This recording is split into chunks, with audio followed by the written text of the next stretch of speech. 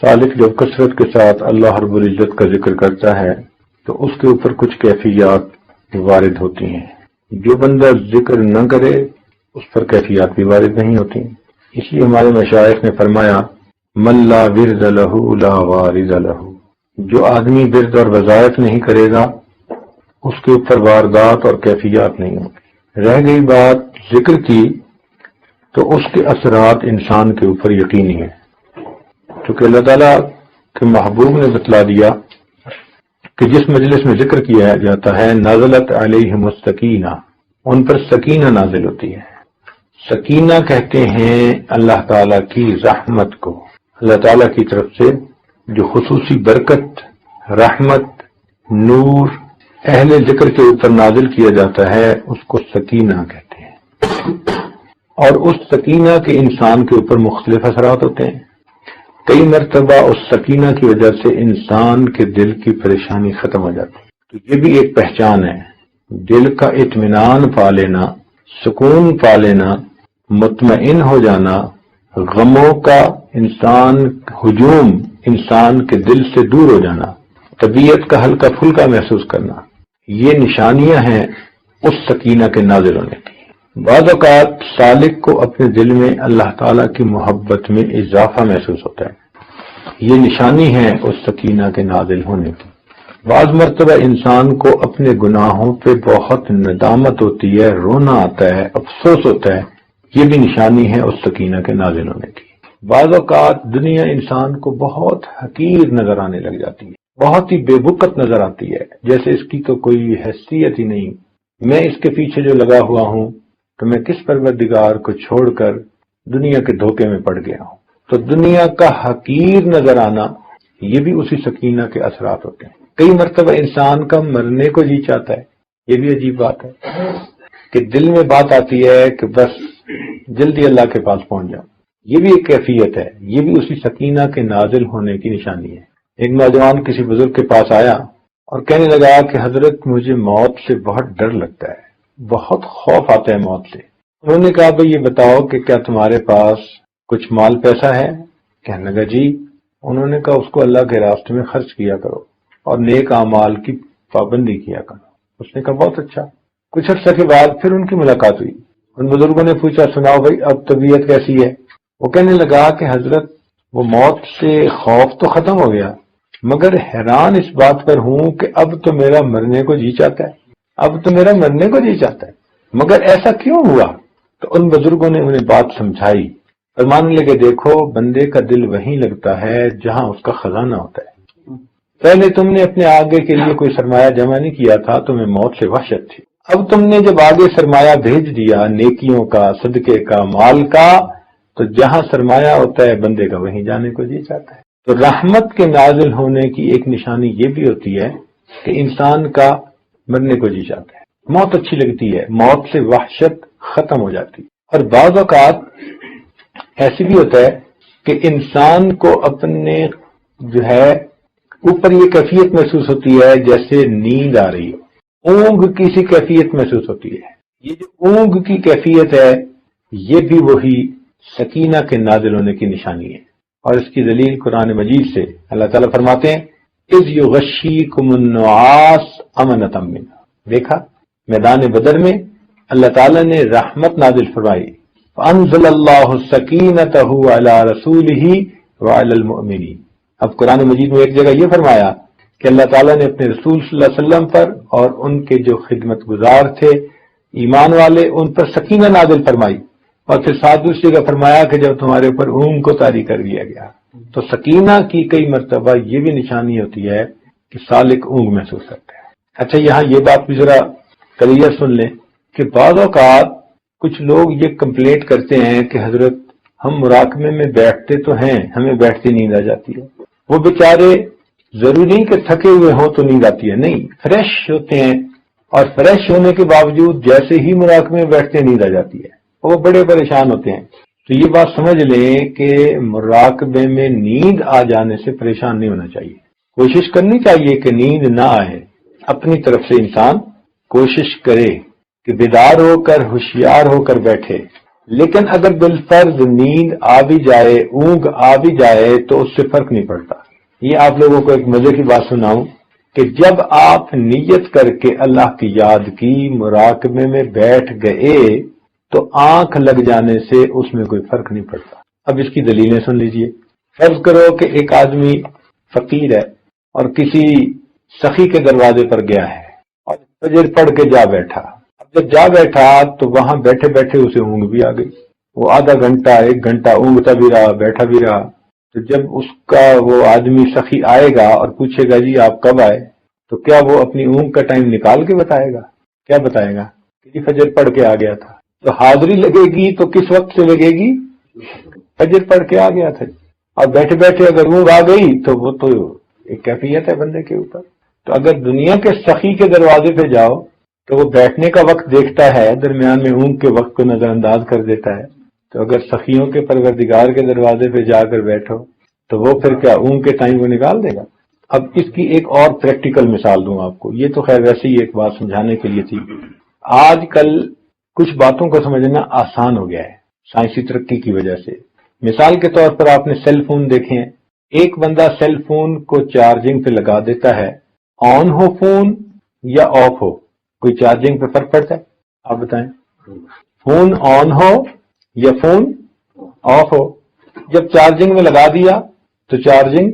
تو جب آپ نے مراقبے کی نیت کر کے دل کی بیٹری کو چارجنگ سے جوڑ دیا تو اب آپ کی سکرین آن ہے یا آف ہے، اس سے کیا فرق پڑتا ہے؟ اللہ تعالیٰ کی رحمت اترتی ہے اور بندے کے دل کی بیٹری کو چارج کرتی رہتی۔ تو اونگ سے تو بالکل ہی نہیں گھبرانا چاہیے۔ ہاں اپنی طرف سے کوشش کرنی چاہیے کہ بیدار ہو کر بیٹھے، ہوشیار ہو کر بیٹھے۔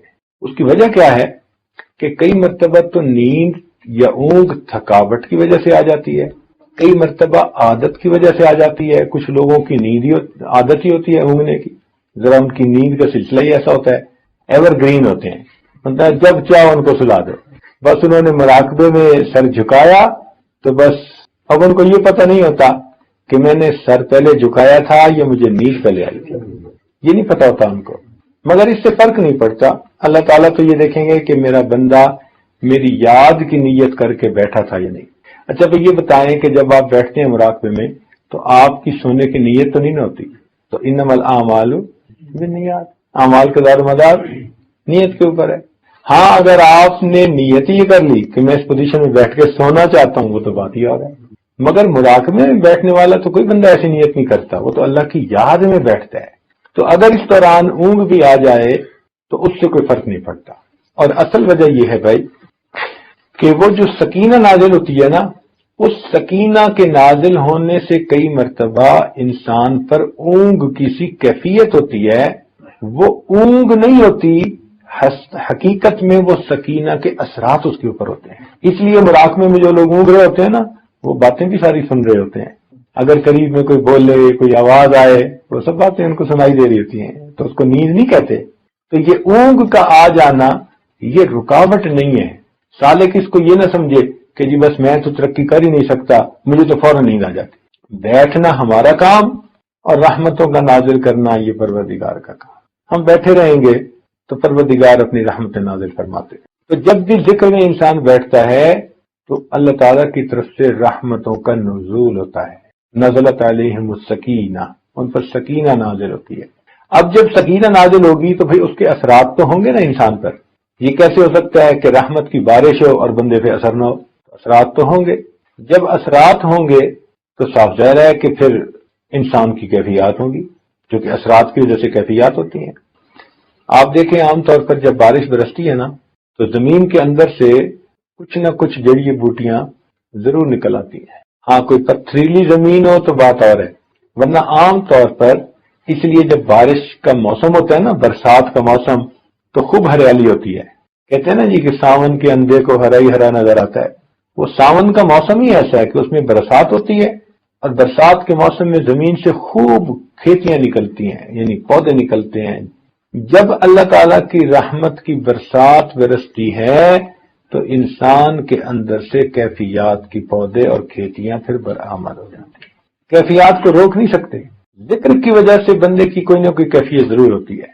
یا تو اس کو اللہ تعالیٰ کی محبت میں اضافہ نظر آئے گا، یا جو کیفیتیں میں نے پہلے بتائیں وہ محسوس ہوں گی۔ اور اگر کوئی بندہ کہے جی کہ مجھے تو کوئی بھی کیفیت محسوس نہیں ہوتی، تو یہ بھی ایک کیفیت ہے، یہ بھی تو ایک کیفیت ہے نا، کہ مراقبے میں بیٹھتا ہے تو اسے کوئی کیفیت ہی محسوس نہیں ہوتی۔ اٹ مینس کہ something is seriously wrong somewhere, اس کو ڈائگنوز کرنا چاہیے۔ کیا مصیبت ہے کہ اس کے دل پر اثرات نہیں ہوتے؟ کیا وجہ ہے کہ اس کے دل پر ان برکات کا اثر نہیں ہوتا؟ اور اس کی وجہ عام طور پر کوئی نہ کوئی زیادہ گڑبڑ ہوتی ہے۔ وہ بندہ کسی ایسے گناہ کبیرہ میں پھنسا ہوتا ہے کہ جس کی وجہ سے دل کے اوپر تالے لگے ہوتے ہیں، دل کے دروازے بند ہو چکے ہوتے ہیں، یا کوئی حرام حلال کا چکر ہوتا ہے کہ جو کیفیات اس کو ذکر میں ملتی ہیں، حرام ان کیفیات کو چھپا دیتا ہے۔ چنانچہ امام ربانی مجد لسانی رحمۃ اللہ علیہ نے یہ لکھا، فرماتے ہیں کہ ایک ہمارا خادم تھا، اور خادم لوگ جو ہوتے ہیں پھر ان کی رعایت بھی کرنی پڑتی ہے، الجزاء الاحسان الا الاحسان۔ تو خادم تھا، تو ایک مرتبہ اس کا ایک بھائی تھا، وہ بیمار ہوا اور اس کے اوپر جان کنی کا عالم طاری ہو گیا، یعنی آخری وقت، آخری لمحات، آخری علامات قریب ہو گئی۔ تو اس خادم نے آ کر کہا کہ حضرت میرا بھائی ہے، اگر آپ مہربانی فرمائیں تو آپ تشریف لے چلیں، دعا بھی فرما دیں اور اس موقع پر اس پر توجہ بھی فرما دیں، تو اس کا معاملہ اچھا ہو جائے گا، خاتمہ بالخیر ہو جائے گا۔ حضرت فرماتے ہیں کہ میں اس کے ساتھ وہاں گیا، دعا بھی کی اور ہم توجہ بھی کی، لیکن توجہ کرنے کے بعد میں نے دیکھا کہ اس کے دل پہ کوئی اثر نہیں۔ فرماتے ہیں میں بہت دیر بیٹھا رہا اور توجہات ڈالتا رہا، مگر اس بندے کے دل پہ کوئی اثر نہیں تھا۔ اب ذرا سوچنے کی بات ہے کہ 1000 سال کا مجدد، اتنی روحانیت والی شخصیت کہ پورے 1000 سال میں جس قدر انسانوں کو فیض پہنچے گا وہ ان کے قلب کے ذریعے سے پہنچے گا۔ مجدد کا یہ مطلب ہوتا ہے جیسے امت کو فیض پہنچ رہا ہے نبی علیہ الصلوۃ والسلام کے ذریعے سے۔ نبی السلام نے فرمایا انما انا قاسم واللہ یعطی، اللہ تعالیٰ عطا کرنے والا ہے اور میں تو تقسیم کرنے والا ہوں۔ تو یہ قلوب کے ذریعے سے، جیسے تار کے ذریعے سے بجلی ہمارے گھر پہنچتی ہے، تار کے ذریعے سے بجلی پہنچتی ہے۔ دیکھیں بھائی، بارش کون برساتا ہے؟ اللہ رب العزت۔ بارش کون برساتا ہے؟ اللہ تعالیٰ برساتا ہے، مگر بادل اس کے لیے ذریعہ بن جاتے ہیں۔ سمجھ گئے؟ اولاد کون دیتا ہے؟ اللہ رب العزت دیتا ہے، مگر ماں باپ اس کے لیے ذریعہ بن جاتے ہیں۔ اسی طرح دلوں میں نور کون دیتا ہے؟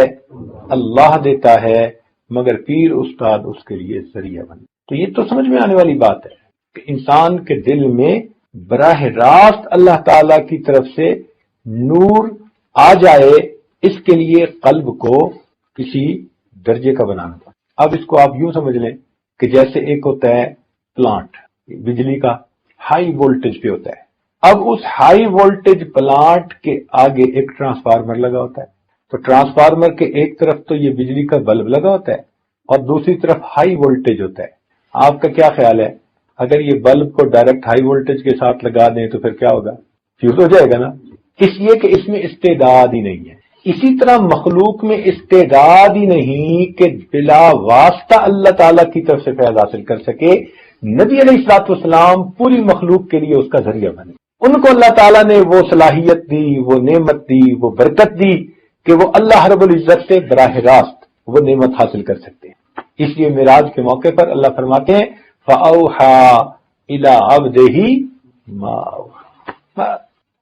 اب وہ محبوب اور محب میں کیا باتیں ہوئیں اور کیا ملاقاتیں ہوئیں، وہ تو اللہ تعالیٰ ہی بہتر جانتا ہے۔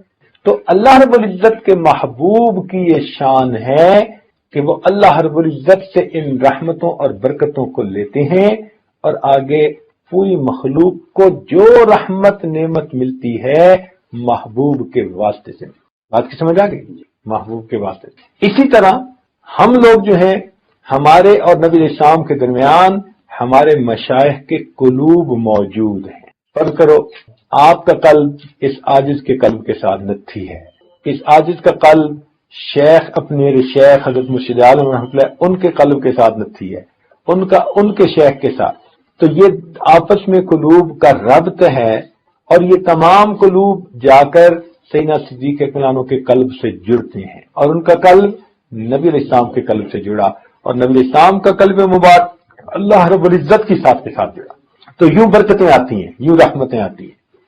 تو اس لیے اب اس آدمی کو جو مراقبے میں بیٹھتا ہے، یہ جب مراقبے میں بیٹھے گا تو اس کو کیفیات تو محسوس ہوں گی ہی صحیح، اور اگر کیفیت محسوس نہیں ہو سکتی تو یہ بھی کیفیت ہے، اس کی بھی کوئی نہ کوئی ریزن ہے۔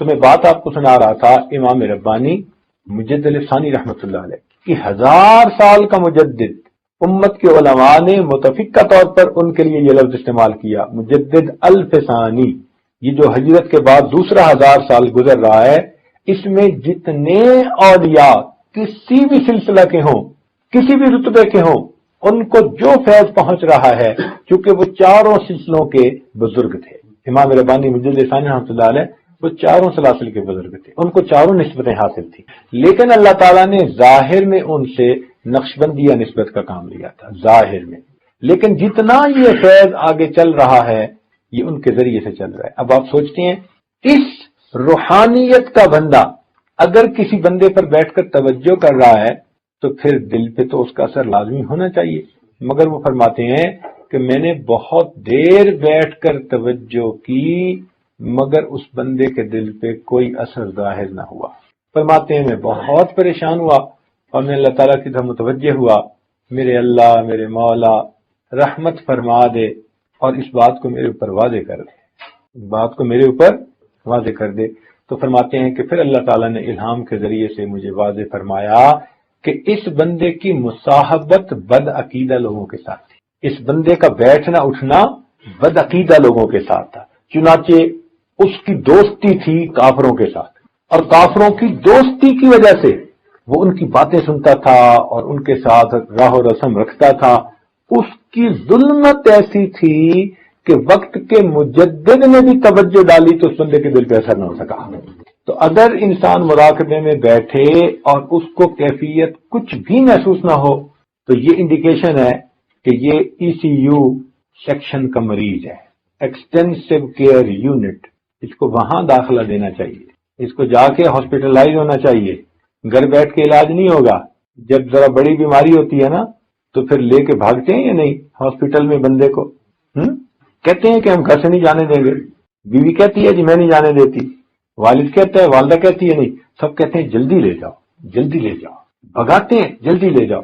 اسی طرح بعض لوگ روحانی اعتبار سے ای سی یو سیکشن کے مریض ہوتے ہیں، ان کو بھی پھر شیخ کے پاس آ کے ایڈمٹ ہونا پڑتا ہے، پھر ان کو خانقاہ میں کچھ وقت ساتھ گزارنا پڑتا ہے، پھر ان کو سفر میں حضر میں شیخ کی صحبت میں رہنا پڑتا ہے۔ یہ وہ مبارک لوگ ہیں کہ جن کا کلام دوا اور جن کی نظر شفا ہوتی۔ کیوں بھائی آج کل شعاؤں سے علاج ہوتا ہے نا، پہلے زمانے میں یہ بات سمجھنی مشکل تھی، میں نے بتایا نا کہ آج کچھ باتیں سمجھنی آسان ہو گئی ہیں۔ دیکھیں کینسر کا علاج کس سے کر رہے ہیں؟ کیمو تھراپی، شعاؤں کے ذریعے سے۔ آج کل انسان کے اندر اگر سٹون ہو نا تو اس کو کس سے توڑتے ہیں؟ لیزر کے ذریعے۔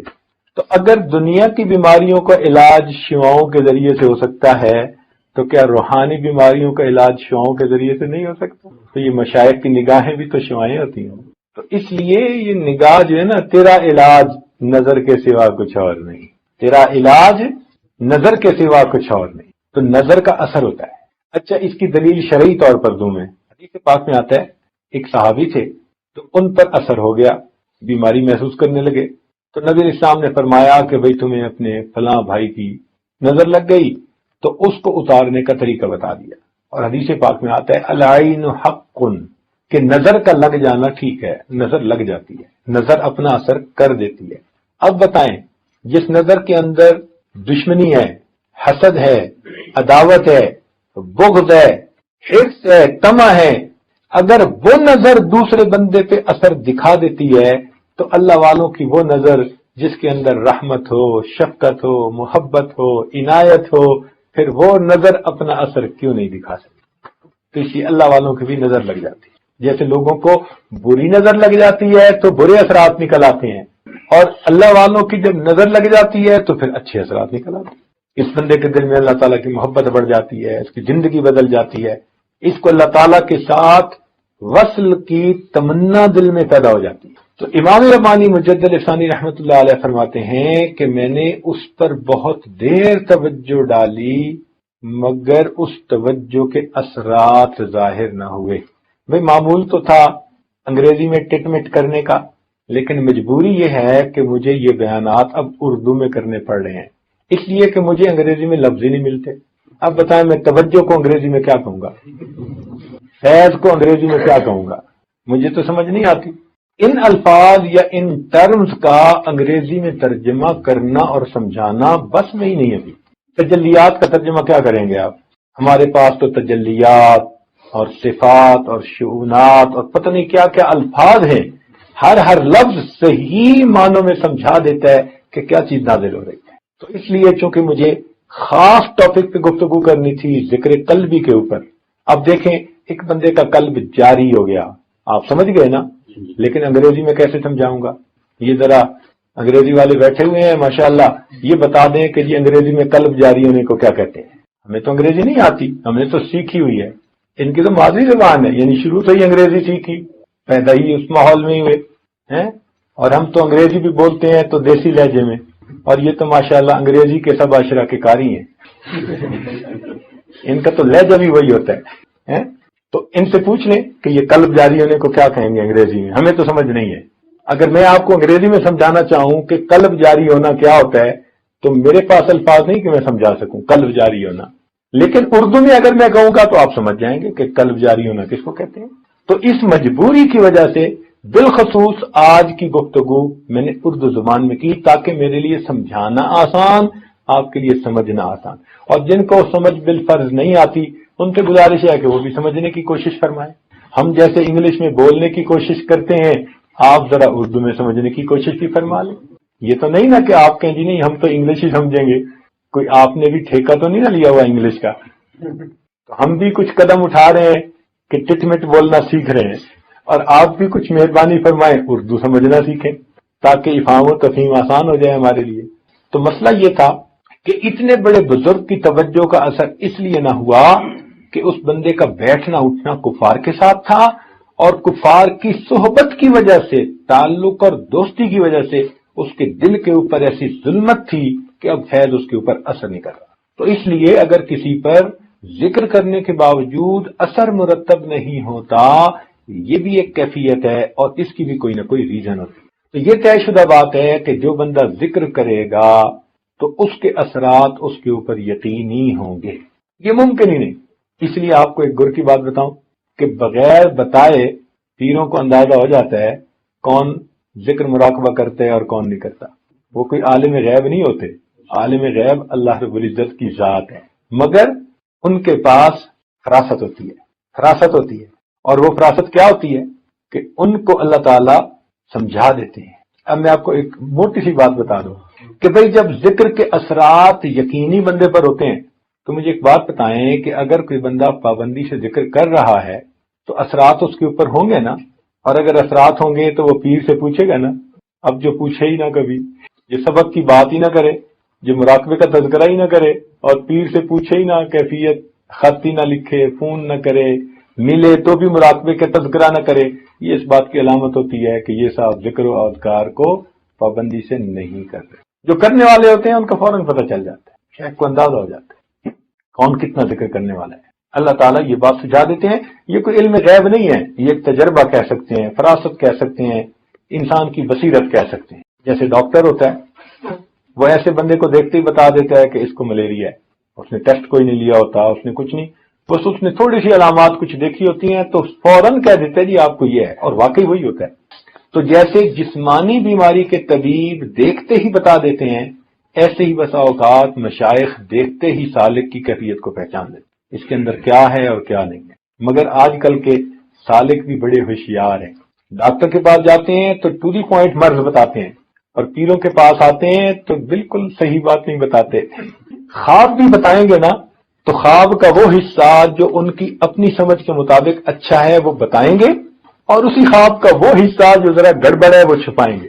تو پیروں کو in between the line read کرنا پڑتا ہے، جو کہنے والا کہہ رہا ہوتا ہے نا، ضروری نہیں کہ 100% بات ویسی ہو، وہ کہہ رہا ہوتا ہے اور کچھ شیخ درمیان میں پڑھ بھی رہا ہوتا ہے، تو سمجھ ان کو لگ رہی ہوتی ہے۔ اس لیے اثرات اور کیفیات جب بھی بندے پر ہوں گی وہ ضرور رابطہ کرے۔ یہ کیسے ہو سکتا ہے کہ وہ اپنے جو ہے وہ فزیشین سے، ڈاکٹر سے رجوع نہ کرے؟ ذرا کھانسی ہوتی ہے، فلاں ہوتی ہے تو ڈاکٹر کو فوراً فون کر کے پوچھ لیتے ہیں. تو اگر بندے کو کیفیات محسوس ہو رہی ہوگی تو کیوں نہیں بتائے گا؟ اس لیے پھر وہ رابطہ از خود بخود رکھتا ہے. اچھا، اب یہ بات ہوئی کہ بھئی پابندی کے ساتھ جو بندہ مراقبہ کرتا ہے اس کے اوپر اثرات مرتب ہوتے ہیں. اب ان اثرات میں سے ایک اثر یہ ہے کہ انسان کا دل جاری ہو جاتا ہے. تو آج یہ سمجھنا ہے ہم نے کہ دل جاری ہونا کس کو کہتے ہیں. بات سمجھے نا؟ آج کیا سمجھنا ہے ہم نے بیٹھ کے اس محفل میں کہ دل جاری ہونا کس کو کہتے ہیں. کیونکہ پرانے حضرات ہیں، سالکین ہیں، کچھ علماء ہیں، تو ان کے سامنے تو اس قسم کی بات کھولی جا سکتی ہے نا. عام محفلوں میں اس کا تذکرہ کرنا مناسب نہیں ہوتا، نہ آپ نے تذکرہ کبھی سنا ہوگا. لیکن خاص محفلوں میں جہاں طالب صادق ہوں، سیکھنے والے ہوں، یا حاصل کرنے والے ہوں، یا محنت کرنے والے لوگ ہوں، تو پھر ان کو تو یہ بات سمجھائی جا سکتی. تو دل جاری ہونا کس کو کہتے ہیں؟ عام طور پر سب سے پہلے مراقبے کی پابندی کرنے والے، تقوی و طہارت کی زندگی اختیار کرنے والے، اتباع سنت والی زندگی اختیار کرنے والے سالک کو پہلی کیفیت ہوتی کہ اس کو اپنے قلب کی جو جگہ ہے، قلب کی جگہ کون سی ہے؟ انسان کے سینے میں بائیں پستان سے 2 انگل نیچے کی طرف، جو بائیں طرف جو بریسٹ ہے نا، اس سے 2 انگل نیچے کی طرف انسان کا دل ہے. اس دل کی جگہ پر اس کو ایک حرکت سی محسوس ہونی شروع ہو جاتی ہے. حرکت سے تحرک ہے، تو یہ تحرک کہلاتی ہے پہلی کیفیت. کیا کہلاتی ہے؟ تحرک. ایک عجیب سی حرکت سی محسوس ہوتی ہے. آپ نے دیکھا ہوگا کہ کبھی بیٹھے بیٹھے انسان کا گوشت پھڑکنے لگ جاتا ہے، کبھی بازو کا، کبھی کمر کا. تو وہ جو گوشت پھڑکتا سا ہے نا، یہ اس سے ملتی جلتی سی کیفیت ہے. تو انسان کو باقاعدہ اپنے دل کی اس جگہ پر ایک کیفیت سی محسوس ہوتی ہے جیسے کوئی چیز پھڑک رہی ہے. دل کا دھڑکنا اور ہے اور ذکر کی وجہ سے اس کا پھڑکنا اور ہے. یہ الگ چیزیں ہیں، یہ دو ایک چیزیں نہیں ہیں. یہ جو قلب کی دھڑکن ہے اس کو کہتے ہیں پیلپیٹیشن آف ہارٹ، دل کا دھڑکنا. یہ تو 1 منٹ میں 70 مرتبہ 75 مرتبہ بندے کا دل دھڑکتا ہے. زیادہ تیز چل لے گا اور بھاگنا شروع کر دے گا تو 100 مرتبہ دھڑکن چلی جائے گی، 120 مرتبہ چلی جائے گی. بہت زیادہ بھاگے گا تو 130 مرتبہ چلی جائے گی. تو یہ تو دھڑکن جو ہے یہ تو تھوڑی ہوتی ہے، لیکن وہ جو پھڑکن سی محسوس ہوتی ہے نا انسان کو لطیفہ میں، وہ بہت تیز ہوتی ہے. وہ کیا ہوتی ہے؟ بہت تیز ہوتی ہے. ارتعاش محسوس ہوتا ہے انسان کو اپنے اس لطیفہ کی جگہ پر. کیا محسوس ہوتا ہے؟ ارتعاش. اب اس کی مثال میں آپ کو سمجھاؤں کہ فرض کرو کہ انسان کسی بڑی بس کے اندر بیٹھا ہے اور سٹارٹ کر کے وہ بس کھڑی ہوئی ہے، سٹارٹ حالت میں انجن چل رہا ہے. تو جو لوگ اس کے اندر بیٹھیں گے نا وہ محسوس کریں گے کہ جیسے ان کے جسم جو ہے نا سارے کے سارے تھوڑے تھوڑے ہل رہے ہیں. وہ جو ہلکی سی ایک وائبریشن محسوس کر رہا ہوتا ہے نا بندہ، وہ وائبریشن انسان کو اپنے لطیفے میں محسوس، تو کچھ لوگوں کو تو باقاعدہ دل کی وہ پھڑکن محسوس بھی ہوتی ہے. ذرا توجہ کرے تو ان کو وہ ایک کیفیت سی محسوس ہوگی جو تیز ہوگی. وہ دل کی دھڑکن نہیں ہوگی، وہ بلکہ دل کی پھڑکن ہوگی. ارتعاش ہوگا، ایک وائبریشن قسم کی ہوگی جو دھڑکن سے بہت تیز ہوگی. جو دل کی دھڑکن بہت تیز ہوگی وہ اس کو اپنی کیفیت محسوس ہوگی.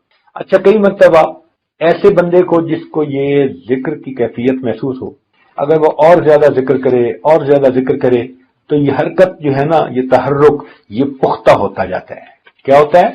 پختہ ہوتا ہے. اور پختہ ہوتے ہوتے اس کا اثر غالب آنے لگ جاتا ہے بندے پر. پہلے یہ متوجہ ہوتا تھا اس تحرک کی طرف، اور اب ذکر کرتے کرتے یہ کیفیت ہو گئی کہ وہ اس کے اوپر غالب آنے لگ جاتی ہے. تو یہ اس کو اگر نہیں بھی متوجہ ہونا چاہتا تو بھی وہ اس کے اوپر غالب آ جاتی ہے. تو پہلے یہ توجہ کرتا تھا، ذکر کی کثرت سے پھر حرکت اتنی مضبوط ہو جاتی ہے، اتنی بڑھ جاتی ہے کہ بندے پہ غالب آنے لگ جاتی ہے. تو خود بخود بندے کی توجہ ادھر جاتی ہے، حتیٰ کہ اس بندے کو اپنی آنکھوں کے سامنے بھی اس ارتعاش کا اثر محسوس ہوتا ہے. ایسے بندے کو اپنے قلب کی وہ جو تحرک کی کیفیت ہے اس کی وجہ سے جب وہ غالب آ جاتی ہے تو کہاں اثر محسوس ہوتا ہے؟ آنکھوں کے سامنے بھی اثر محسوس، ہوا جیسے متحرک اس کو نظر آتی ہے، چونکہ وہ قلب کی حرکت ہوتی ہے تو قلب کی حرکت کا اثر اتنا غالب آ جاتا ہے کہ عام بندے کو تو محسوس نہیں ہوتا، لیکن اس بندے کو یوں فیل ہوتا ہے جیسے ہوا اس کے سامنے متحرک ہے، وہ ایک کیفیت ہوتی ہے اس کے اوپر۔ اچھا، اس کو ذرا مثال سے سمجھاتے ہیں تاکہ آپ کے لیے بات کو سمجھنا آسان ہو۔ کبھی اگر ٹیوب لائٹ اوپر لگی ہوئی ہو، ٹیوب لائٹ کہاں لگی ہوئی ہو؟ اوپر لگی ہوئی ہو چھت کے ساتھ، اور سیلنگ فین نیچے لگا ہوا ہو، تو آپ اگر سیلنگ فین کو چلائیں نا تو سیلنگ فین کے چلنے سے آپ کو فرش کے اوپر نا سائے کے اندر ایک ارتعاش نظر آئے گا، کیونکہ وہ بہت تیزی سے چل رہا ہوتا ہے تو سایہ بھی نظر نہیں آتا، مگر ایسے نظر آتا ہے جیسے کچھ چیز ہے اور وہ حرکت کر رہی ہے، ارتعاش نظر آتا ہے۔ وہ جو ارتعاش کی کیفیت ہے ہو بہو اسی طرح اس بندے کی آنکھوں کے سامنے کیفیت ہوتی ہے جس کا قلب جاری ہوتا ہے۔ ایگزیکٹلی آپ اسی چیز کو مثال لے سکتے ہیں، ضروری نہیں کہ ہر بندے کی کیفیت ایک جیسی ہو، اس لیے میں نے بتایا کہ سکینہ نازل ہونے کی وجہ سے جو قلب کے اوپر انسان کے اثرات ہیں وہ مختلف ہوتے ہیں، کسی کو قلب میں خوشی محسوس ہوئی، کسی کو جو ہے گناہوں پہ ندامت محسوس ہوئی، تو جو پوری تفصیل بتائی وہ اس کا مطلب ہے کہ ہر بندے کی کیفیت الگ الگ، لیکن عام طور پر جو کیفیت زیادہ لوگ رپورٹ کرتے ہیں وہ آپ کے سامنے بتائی جا رہی ہے۔ یہ کیفیت کون محسوس کرتے ہیں؟ زیادہ لوگ محسوس کرتے ہیں، وہ کیفیت آپ کو بتائی جا رہی ہے۔ اچھا، تو یہ تحرک کی کیفیت ہوتی ہے، اس کو کیا کہتے ہیں؟ تحرک، اور اردو میں اس کو کہتے ہیں کہ اس بندے کا دل جاری ہو گیا، یہ ابتدائی کیفیت ہے، ایک کیفیت حرکت والی محسوس ہوتی ہے۔ اگر یہ بندہ تقوی و طہارت کی زندگی گزارے اور اس کو اور زیادہ پابندی سے ذکر کو کرتا رہے تو یہ تحرک کی کیفیت آہستہ آہستہ تذکر میں تبدیل ہو جاتی ہے۔ تذکر میں کس میں تبدیل ہو جاتی ہے؟ تذکر میں نصیب ہو جاتی ہے، یعنی وہ جو حرکت اس کو محسوس ہوتی تھی نا، وہ حرکت کے ساتھ ساتھ اللہ اللہ کی طرف دھیان اس کو نصیب ہو جاتا ہے۔ وہ حرکت نہیں محسوس ہو رہی، لگتا ہے جیسے اللہ اللہ اللہ اللہ، ایسے وہ محسوس، تو یہی حرکت اس طرف پھر جو ہے وہ شکل اختیار کر لیتی ہے۔ تو ایسے سالک کو جب وہ بیٹھا ہوتا ہے، لیٹے بیٹھے چلتے پھرتے، ہر وقت کہیں سے جیسے اللہ اللہ کی آواز اس کو آ رہی ہے اور سنائی دے رہی، حالانکہ دوسرے لوگ نہیں سن رہے ہوتے اور یہ بیٹھا سن رہا ہوتا ہے۔ اس کی مثال ایسے ہی ہے جیسے آج کل وہ جاگنگ کرنے والے لوگ جو ہیں، انہوں نے جیب میں وہ واک کا کیا ہوتا ہے، واک مین ہوتا ہے، وہ ڈالا ہوا ہوتا ہے اور اپنے کانوں کے ساتھ اس کے وہ لگایا ہوا ہوتا ہے۔ اب وہ کیا سن رہے ہوتے ہیں، لیکن دوسرے بندے تو نہیں نا سن رہے ہوتے۔ اب ہم نے ایک بندے کو دیکھا، وہ واک مین سن بھی رہا تھا اور وہ ہنس بھی رہا تھا اور پتہ نہیں کیا کیا الٹی سیدھی حرکتیں کر رہا تھا۔ اب دیکھنے والا اسے پاگل سمجھ رہا ہے، اور وہ اس کیفیت کی وجہ سے جو اس کو کانوں میں سنائی دے رہی ہے وہ سب کچھ رسپونڈ کر رہا ہے۔ تو اسی طرح سالک کی کیفیت ہوتی ہے کہ وہ چونکہ ذکر کی کیفیت محسوس کرتا ہے تو مجمع میں بیٹھا ہوا وہ مجمع سے غائب ہوا کرتا ہے۔ اگر خلوت میں بیٹھے ہوں تو جلوت کا مزہ آئے، جو آئے اپنی جلوت پر تو ساکت و سخن نانی، یہی ہیں جن کے سونے کو فضیلت ہے عبادت پر، یہی ہیں جن کے اتقاء پر ناز کرتی ہے مسلمان۔ تو یہ اللہ والے ہوتے ہیں، یہ اس کو کہتے ہیں خلوت در انجمن۔ اس کو کیا کہتے ہیں؟ خلوت در انجمن، محفل میں بیٹھ کر تنہائی کے مزے لینے۔ بیٹھے لوگوں میں ہوتے ہیں مگر اپنے یار کے ساتھ مشغول ہوتے ہیں، باتیں کر رہے ہوتے ہیں، اور جب اکیلے ہوتے ہیں تم میرے پاس ہوتے ہو گویا جب کوئی دوسرا نہیں ہوتا۔ اللہ ان کے پاس ہوتا ہے، اللہ ان کے ساتھ ہوتا ہے، ہر وقت ان کی یہ کیفیت ہوتی ہے۔ تو یہ قلب کا جاری ہونا ابتدا میں تحرک کی کیفیت اور وقت کے ساتھ ساتھ تذکر کی کیفیت، اللہ اللہ کی کیفیت ہوتی ہے۔ تو ایسے سالک کو کہتے ہیں کہ اس کا قلب جاری ہو گیا، اس کا قلب جاری ہو، چنانچہ یہ اللہ تعالیٰ کو بھولتا نہیں ہے، لیٹے بیٹھے چلتے پھرتے ہر وقت اللہ تعالیٰ کی طرف اس کا دھیان رہتا ہے، اللہ تعالیٰ کی طرف توجہ رہتی ہے۔ خیالک فی عینی و ذکرک فی فمی، خیالک فی عینی و ذکرک فی فمی، ومثواک فی قلبی فأین تغیب۔ اے محبوب، تیرا تصور میری نگاہوں میں ہے اور تیرا تذکرہ میرے ہونٹوں پہ ہے اور تیری یادیں میرے دل میں ہیں، اے محبوب تو مجھ سے کہاں غائب ہو سکتا ہے۔ تو بندے کی کیفیت ہی ہوتی ہے ہر وقت اللہ تعالیٰ کی یاد، اس لیے ان لوگوں کو باخدا لوگ کہتے ہیں۔ ہر وقت اللہ تعالیٰ کی معیت ہوتی ہے، ذکر کی کیفیت ہوتی ہے، اللہ تعالیٰ کی پھر ان پر خاص رحمتیں۔ تو یہ ہے قلب کا جاری ہو جانا۔ یہاں تک بات سمجھ آ گئی؟ اب ذرا اگلی بات بھی سمجھیں کہ یہ قلب کا جاری ہو جانا، بعض حضرات نے فرمایا کہ بندے کو یہ کیفیت ہوتی ہے، مگر ضروری تو نہیں کہ ہر ایک کی یہ کیفیت ہو۔ تو کیفیات کی بات عام طور پر تو یہی ہوتی ہے، مگر کوئی پکا اصول نہیں ہے کہ ہر بندے کو یہی کیفیت محسوس ہو، ہر بندے کو یہی کیفیت ہوگی، یہ کوئی پکا اصول، ہر بندے کی اپنی اپنی کیفیت ہے۔ تو بھئی کوئی پکا اصول بھی تو ہونا چاہیے۔ یہ تو کیفیت ہے نا، اور کیفیتوں میں تو شیطان دھوکہ بھی دے سکتا ہے، وہی اس کے اوپر ایسی کیفیت طاری کروا دے کہ حقیقت میں کچھ اور ہو، اور یہ صاحب محسوس کر رہے ہو کہ ہمارا دل جاری ہے اور دل ذکر کر رہا ہے۔ تو پھر کوئی آخر پکی بات ہونی چاہیے۔ تو ہمارے مشائخ نے پکی بات بھی کی ہے، انہوں نے یہ فرمایا کہ جس بندے کا دل جاری ہوتا ہے، ضروری نہیں کہ اس کو حرکت محسوس ہو، آواز محسوس ہو، فلاں محسوس ہو، یہ محسوسات ایک طرف رکھ دو، اس کے اثرات یہ ہوتے ہیں کہ بندے کے اوپر شریعت کے احکام جاری ہو جاتے ہیں۔ بندے کے اوپر کیا ہوتا ہے؟ دل کا حکم اس کے اعضاء پر جاری ہو جاتا ہے، اس وقت دل جاری ہو جاتا ہے۔ کیا ہوتا ہے ذرا بتائیں، مشکل ہے بات سمجھنی۔ جب انسان کے دل کا حکم اعضاء پر جاری ہو جائے، جب اعضاء دل کے تابع بن جائیں، جب دل اللہ تعالیٰ کا فرما بردار بن جائے اور اعضاء دل کی اتباع کر رہے ہوں، یعنی دل کی جو حالت ہے وہ کیفیت اعضاء پر طاری ہو جائے، دل کا حکم اعضاء پر جب جاری ہو جاتا ہے تو اس بندے کا دل جاری ہو جاتا ہے۔ یہ پکی بات ہے۔ لہذا جس بندے کا دل جاری ہو، ہم دیکھیں گے کہ اتباع سنت میں آگے بڑھ رہا ہی نہیں۔ اب ہمارے پاس ایک پکی چیز آ گئی۔ اب کوئی صاحب آ جائیں کہ جی میرا تو دل بڑا جاری ہے اور اس کو نماز کی توفیق نہیں، تو اس کے دل جاری ہونے کو کیا کریں گے بھائی؟ تو ہم کہیں گے کہ بھائی نہیں، آپ کا دل جاری نہیں، آپ کو کوئی دھوکہ لگ رہا ہے۔ تو ہمارے پاس ایک پکی چیز آ گئی، اور وہ پکی چیز کیا ہے؟ شریعت کی اتباع۔ تو جس بندے کا دل جاری ہوگا اور جس بندے کو کیفیتیں محسوس ہوں گی، تو اس کے اثرات یہ ہوں گے کہ وہ بندہ اتباع سنت میں، اتباع شریعت میں، تقوی طہارت میں، زہد فی دنیا میں وہ آگے بڑھے گا، اس کے اندر ترقی محسوس ہو۔ اب یہاں سے سالک کا اندازہ ہو جاتا ہے ان کے شیخ کو کہ بھئی اس کا دل جاری ہوا یا نہیں ہوا، کہ جس بندے کے اندر اتباع سنت میں، عمل میں ترقی محسوس کرتے ہیں، اخلاص میں ترقی محسوس کرتے ہیں، تو پھر شیخ کو فوراً اندازہ ہو جاتا ہے کہ اس بندے کے دل پر اثرات مرتب ہوئے ہیں۔ اب کچھ لوگ پوچھتے ہیں کہ جی شیخ ایک لطیفے کے بعد دوسرے لطیفے کا سبق کیسے دے دیتے ہیں؟ تو بھائی اسی طرح دے دیتے ہیں کہ پہلے لطیفے کے جو اثرات ہیں جب سالک کی شخصیت میں وہ شیخ کو نظر آ جاتے ہیں، تو پھر وہ ایک کے بعد دوسرے سبق کی طرف انسان کو متوجہ کرتے ہیں۔ تو یہ تو سلوک ہے۔ سلوک کہتے ہیں ایک راستے کو، اور سالک کہتے ہیں اس راستے پہ چلنے والے کو۔ اب جو بندہ مراقبہ ہی نہ کرے، ورد وظیفہ ہی نہ کرے، تہجد ہی نہ پڑھے، تقوی طہارت اختیار نہ کرے، وہ سالک نہیں، وہ حالک ہے۔ وہ سالک نہیں، وہ تو حالک، وہ تو ہلاک ہونے والوں میں سے، وہ تو محروم ہے ان نعمتوں سے۔ بھائی جو کھڑا ہو جائے تو کھڑے ہونے کے وقت اس کا سفر تو طے نہیں نہ ہوتا۔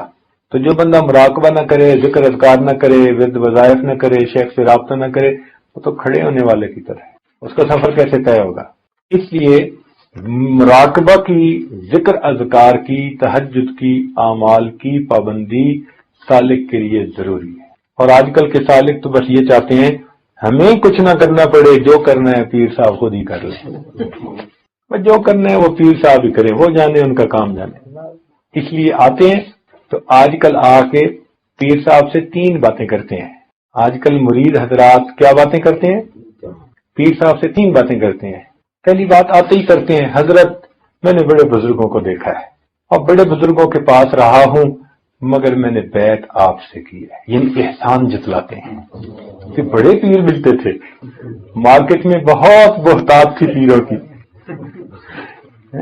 مگر حضرت صاحب میں نے آپ کو چنا ہے، یعنی میرا آپ پر احسان ہے. دوسرے لفظوں میں تو پہلی بات یہ کرتے ہیں، حضرت میں نے فلاں بزرگ کی صحبت میں بیٹھا، فلاں کی محفل میں بھی گیا، فلاں کے پاس بھی بیٹھا، یہ سارے تذکرے کرتے ہیں. اب تذکرے کر کے پھر کہتے ہیں بس حضرت میں نے آپ سے بیعت کی، بس حضرت مجھ سے تو کچھ ہوتا نہیں، آپ ہی توجہ ڈال دیں، مجھ سے تو کچھ ہوتا نہیں، آپ ہی توجہ ڈال دیں، ویسے مجھے جلدی واپس بھی جانا ہے. یعنی بات بھی کی، اور بات کر کے اگلی بات کیا کرتے ہیں کہ مجھے جلدی واپس بھی جانا ہے. اور دوسری بات یہ کرتے ہیں، تو رب کریم نے انسانیت کو تجلی دکھا کر اس دنیا میں عشق کو روشن فرما دیا. حضرت شیخ الحدیث رحمۃ اللہ نے ایک شعر لکھا ہے، بس ایک بجلی سی پہلے کون دی، پھر اس کے آگے خبر نہیں ہے، مگر جو پہلو کو دیکھتا ہوں تو دل نہیں ہے جگر نہیں ہے. ایک تجلی ہوئی اور سارے انسان اللہ کے عاشق. اللہ اکبر کبیرہ. فطری طور پر ہر انسان جمال پسند ہے، چنانچہ ہر انسان کو خوبصورتی اچھی لگتی ہے.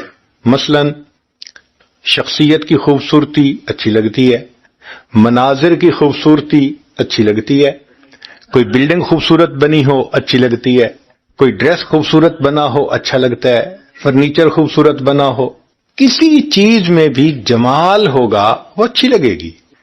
تو جمال پسندی انسان کی فطرت کا حصہ ہے. تو اللہ رب العزت تو جمال والے ہیں، لہذا اللہ سے محبت یہ بھی فطرت ہے انسان کی. ازل سے حسن پرستی لکھی تھی قسمت میں، میرا مزاج لڑکپن سے آشکانہ ہے. چنانچہ شاعر نے کہا، کہیں کونوں مقام میں جو نہ رکھی جا سکی اے دل، غضب دیکھا وہ چنگاری میری مٹی میں شامل کی. فرشتوں پر یہی فضیلت ہے انسانیت کو کہ ان کے اندر عشق کی چنگاری نہیں ہے، وہ اللہ کے فرما بردار بندے ہیں، ایک ترتیب پہ کام کر رہے ہیں. یہ محبت کا ولولہ، یہ جذبہ، یہ جوش، یہ اللہ نے انسان کو عطا کی. اس کو محبت کی چنگاری کہتے ہیں. یہ اللہ نے انسان کی فطرت میں رکھی. اس عشق کی پڑیا ملنے سے اب انسان فرشتوں کو بھی پیچھے چھوڑ جاتا ہے. بچپن میں بچے ایک دوسرے سے کھیل کھیلتے ہیں کہ تم میری آنکھوں میں دیکھو، میں تمہاری آنکھوں میں دیکھوں گا، پلک نہیں چھپکنا. اس کھیل کا نام ہے آنکھیں لڑانا. تو حضرت شیخ الحدیث رحمۃ اللہ علیہ فرماتے ہیں، میری طفلی میں شان عشق بازی آشکارا تھی، کہ بچپن میں ہی عشق جھلکتا تھا. میری طفلی میں شان عشق بازی آشکارا تھی، اگر بچپن میں کھیلا کھیل تو آنکھیں لڑانے کا. اس لیے دنیا کے ہر انسان کو عشق سے واسطہ پڑتا ہے. یہ الگ بات ہے کہ خالق کا ہو یا مخلوق کا ہو، مگر کوئی انسان ایسا نہیں کہ جس کا واسطہ عشق سے نہ پڑے. ایسے ہی ہے جیسے ہم یوں کہیں کہ کمرے میں یا تو روشنی ہوگی ورنہ اندھیرا ہوگا، اسی طرح یا تو دل میں اللہ رب العزت کی محبت کی روشنی ہوگی ورنہ مخلوق کی محبت کا اندھیرا ضرور ہوگا. ہر انسان کو عشق سے واسطہ پڑتا ہے، پتھر سے ہو، خدا سے ہو یا پھر کسی سے ہو، آتا نہیں ہے چین محبت کیے بغیر. دل بہر محبت ہے محبت یہ کرے گا، دل بہر محبت ہے محبت یہ کرے گا، لاکھ اس کو بچا تو یہ کسی پر تو مرے گا. آنکھ کا کام دیکھنا، زبان کا بولنا، کان کا سننا، دماغ کا سوچنا اور دل کا کام محبت کرنا. دل محبت کیے بغیر نہیں رہتا. تو جب محبت ہی کرنی ہے تو کیوں نہ انسان اللہ رب العزت سے محبت کرے. اس لیے محبت کا لفظ نکلا ہے حبا سے. حبا عربی میں کہتے ہیں دانے کو. ایک دانہ ہے اللہ نے رکھ دیا، بس اس دانے کو مناسب فضا اور ماحول ملنے کی ضرورت ہے. چنانچہ آپ دیکھیں گے ایک انسان بہت خطا کار، گناہ گار، الٹے کاموں میں لگا ہوا ہے، اس کو نیکی کا ماحول ملا، جو اس کے اندر محبت کا بیج تھا وہ پھلنا پھولنا شروع ہوگا. آپ دیکھیں گے وہی جو بدکار تھا وہی نیکوکار بن جائے گا، وہی تہجد گزار بن جائے گا، وہی رات کو رونے والا بن جائے گا. یہ یہ دانا، یہ بیج اللہ نے اللہ بندے کے دل میں رکھ دیا ہے. تو یہ ایک فطری جذبہ ہے جس کو اللہ تعالیٰ نے مادی طور پر، فطری طور پر ہر انسان کے اندر رکھ دیا ہے. شاعر نے کہا شاید اسی کا نام محبت ہے شیفتہ، ایک آگ سی ہے سینے کے اندر لگی ہوئی. جب یہ محبت بڑھتی ہے تو پھر انسان کو بے خود کر دیتی ہے، اور اللہ تعالیٰ چاہتے ہیں کہ میری یہ محبت انسان کے دل میں شدید ہو. پانی گرم ہوتا ہے، ایک ہوتا ہے ہاتھ دھونے کے لیے گرم پانی، وہ کم گرم ہوتا ہے. ایک ہوتا ہے چائے کے لیے گرم پانی، وہ شدید گرم ہوتا ہے. کہیں گے دونوں کو گرم، مگر دونوں کی گرمی میں فرق ہوگا. تو محبت تو ہر کلمہ پڑھنے والے کو ہے. جس نے کلمہ پڑھا یہ دلیل ہے کہ اس کے دل میں اللہ رب العزت کی محبت موجود ہے. ہاں گرمی کا لیول کیا ہے یہ اب اس کے عمل بتائیں گے. اگر کم لیول ہے تو بس 2 نمازیں پڑھ لیں، 3 پڑھ لیں، کوئی مس بھی ہو گئی. اور اگر شدت ہے تو نمازیں تو کیا، پھر تہجد بھی قضا نہیں ہوگی، تکبیر اولیٰ بھی قضا نہیں ہوگی. یہ محبت میں شدت بڑھائی جا سکتی ہے. اس لیے فرمایا والذین آمنوا اشد حبا للہ، ایمان والوں کو اللہ سے شدید محبت ہوتی ہے. چنانچہ ایک مشہور حدیث مبارکہ ہے، اس کا اشکال بھی ختم ہو جاتا ہے اس مضمون کو سوچنے سے، کہ حذیفہ رضی اللہ تعالیٰ عنہ اپنے گھر میں تشریف فرما تھے. اچانک کہنے لگے نافق حنظلہ، حنظلہ تو منافق ہو گیا. اور یہ کہتے ہوئے نبی اسلام کی خدمت میں حاضر ہوئے. راستے میں سیدنا صدیق اکبر عنہ بھی مل گئے. پوچھا کیا معاملہ؟ کہنے لگے حنظلہ تو منافق ہو گیا. کیوں؟ کہ نبی علیہ الصلوۃ والسلام کی صحبت بابرکت میں جو دل کی کیفیت ہوتی ہے وہ گھر میں تو نہیں ہوتی، تو ہم تو منافق ہو گئے وہاں اور یہاں اور. تو صدیق اکبر عنہ نے کہا کہ یہ تو ہمارے ساتھ بھی ہوتا ہے، چلو اور چل کے پوچھتے ہیں. تو نبی علیہ الصلوۃ والسلام کی خدمت میں حاضر ہوئے اور سوال پوچھا، اے اللہ کے حبیب صلی اللہ علیہ وسلم، جو کیفیت آپ کے سامنے ہوتی ہے وہ گھروں میں تو نہیں ہوتی. تو نبی علیہ السلام نے فرمایا کہ حنظلہ یہ کیفیت اگر ہر وقت تمہاری رہے تو پھر تو راستہ چلتے فرشتے تم سے مصافحہ کرنے لگ جائیں. گائے گائے یہ تو کبھی کبھی ہوتی ہے. تو نبی علیہ السلام نے بات سمجھا دی. اب علماء نے اس کو اور زیادہ کھولا. وہ فرماتے ہیں کہ دیکھیں، ایک ہے چاند کی تاریخیں. جب پہلی تاریخ ہوتی ہے چاند کے اعتبار سے تو سمندر بالکل خاموش ہوتا ہے، بالکل خاموش. پھر جب چاند کی تاریخیں بڑھنی شروع ہو جاتی ہیں تو 15 تاریخ کو جب سورج جب چاند پوری آب و تاب سے روشن ہوتا ہے اس وقت ہائی ٹائیڈ ہوتی ہے. سمندر کی لہریں 15 فٹ اوپر اٹھ رہی ہوتی ہیں. اس لیے بحری سفر کرنے والے لوگ وہ خیال رکھتے ہیں کہ کہیں سمندری طوفان میں نہ گر جائیں اور کوئی ایکسیڈنٹ نہ ہو جائے. تو وہ چلتے بھی ہیں تو دنوں کا حساب رکھ کے. سمندر تو ایک ہی ہے، مگر پہلی تاریخوں میں پانی بالکل پرسکون ہے، اور 15 تاریخ کو پانی اس طرح اچھل رہا ہے. اس کی ریزن کیا ہے کہ چاند کی اپنی ایک گریویٹیشنل فورس ہے. پہلی تاریخ کو وہ کم ہوتی ہے، 15 کو میکسیمم ہو چکی ہوتی ہے، لہذا اس مقناطیسیت کی وجہ سے ہائی ٹائیڈ ہوتی ہے.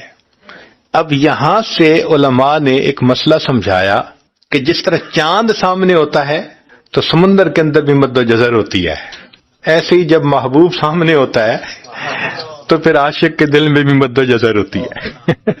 تو یہ نہیں تھا کہ صحابہ رضی اللہ عنہم کا ایمان صحبت میں زیادہ ہوتا تھا، گھر میں کم ہوتا تھا. یہ کم اور زیادہ کا فرق نہیں ہے.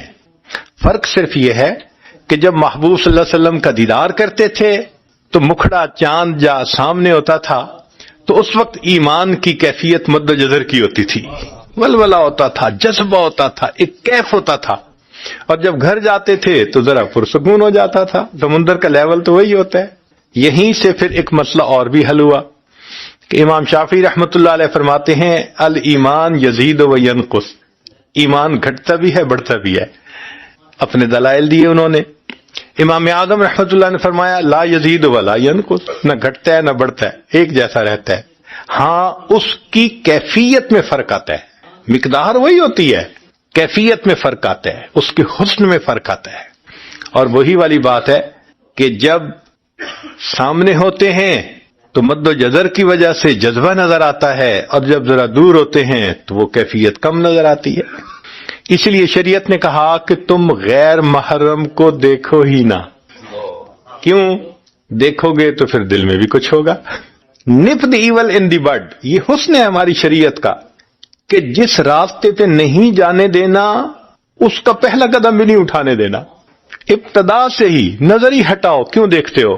چہرہ دیکھنے کے بعد کہو گے جی کہ میں بچوں، یہ مشکل ہو جائے گا۔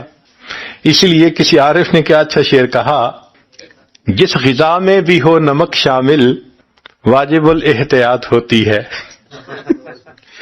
نمک ہونا تو بلڈ پریشر والوں کو کہتے ہیں جی احتیاط کریں، پریشر نہ بڑھ جائے۔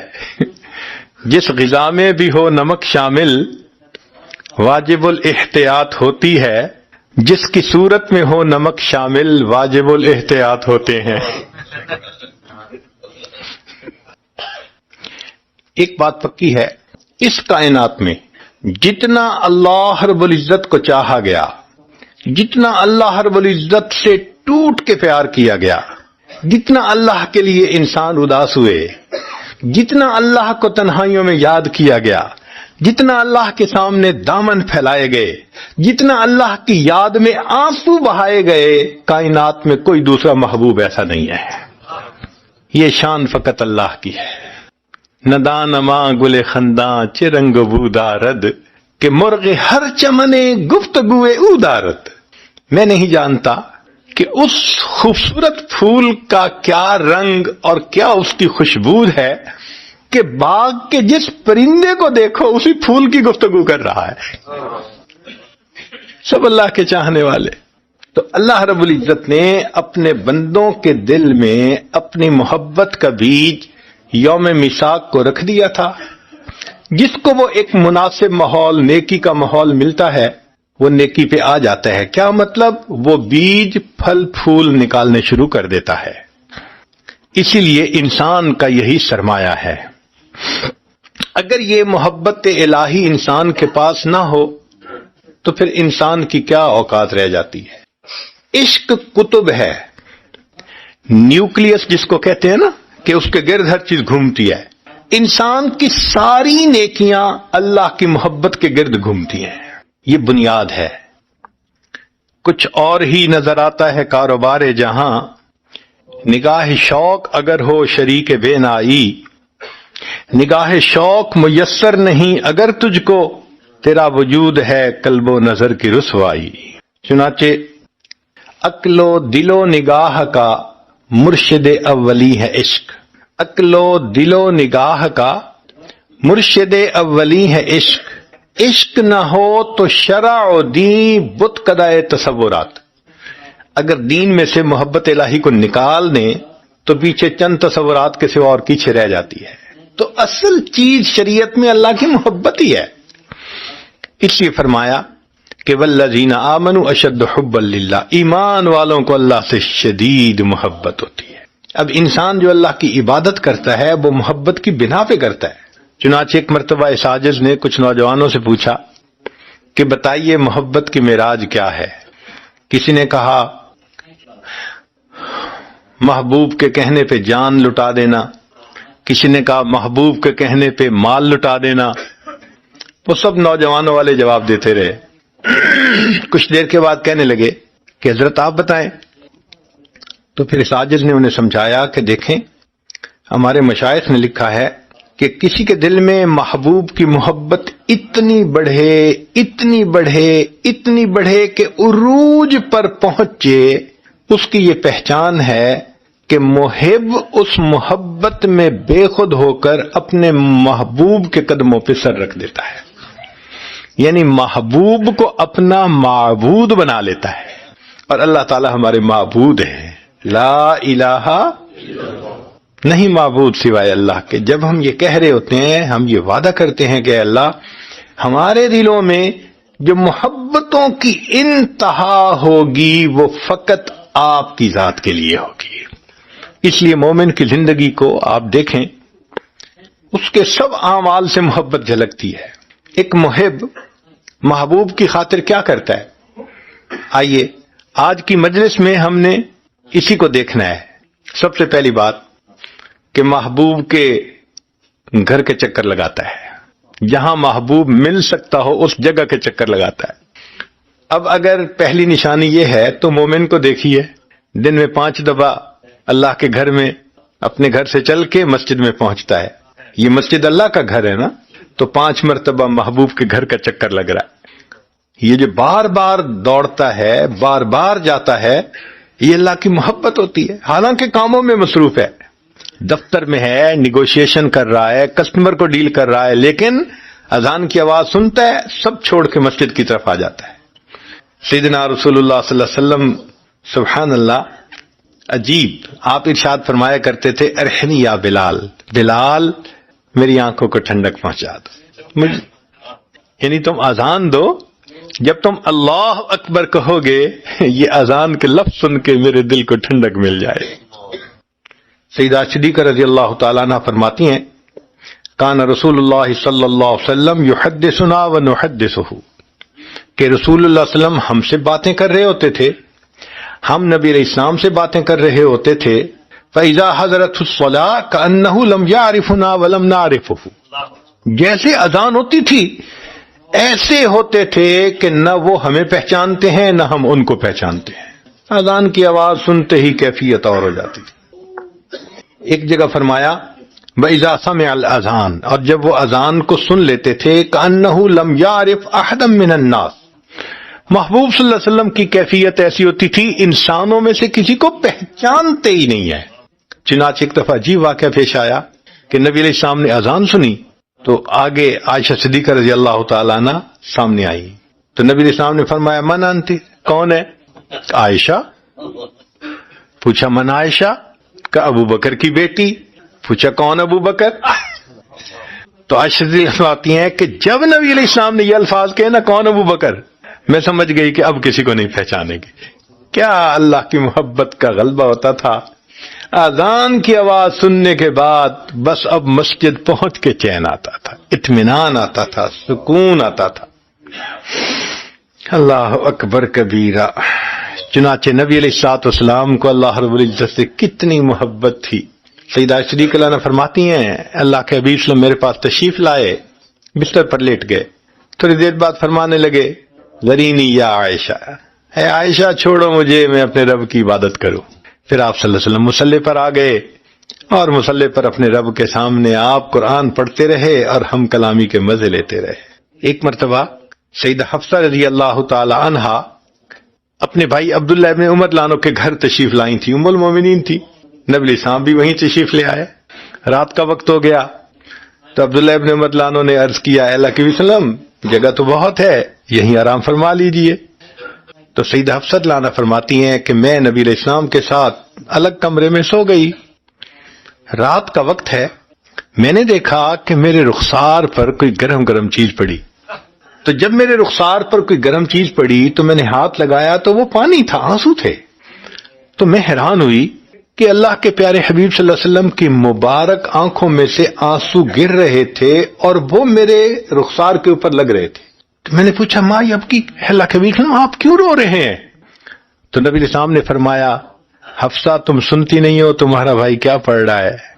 فرماتی ہیں پھر میں نے توجہ کی تو صحن میں میرا بھائی عبداللہ ابن عمر تہجد کی نماز پڑھ رہے تھے، اور نماز پڑھتے ہوئے وہ تلاوت کرتے ہوئے یہ آیت پڑھ رہے تھے کفار کے بارے میں کلا انہم عن ربہم یومئذ لمحجوبون، کہ یہ کفار قیامت کے دن اللہ سے پردے میں ہوں گے، حجاب میں ہوں گے، اللہ کا دیدار نہیں کر سکیں گے۔